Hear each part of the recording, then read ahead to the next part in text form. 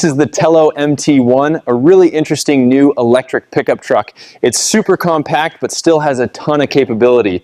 What if the next big truck isn't big at all? The Telo MT1 is small, sharp, and ready to shake the entire EV world. With a smarter design and a price tag that will shock you, this underdog could take down Tesla's mighty Cybertruck. Welcome to Futuro, where we dive into the cars shaping tomorrow, starting with the truck that's rewriting the rules. The Telo MT1 is designed for city life, yet built with pickup DNA. At just 152 inches long, it's shorter than a Toyota Corolla. But thanks to clever design, it offers a full 5-foot bed and seating for 5 adults. That makes it the most practical small truck Americans have ever seen. Think of it as the Cybertruck's urban smart cousin, sleek, compact, and ready for tight city streets. Don't let its size fool you. The Telo MT1 packs 500 horsepower with dual motors, sprinting from 0 to 60 miles per hour in just 4 seconds. Range? A solid 350 miles on a single charge, making it one of the most capable EV pickups today. It's not just efficient, it's fast, rugged, and designed to tackle both city commutes and weekend adventures without compromise.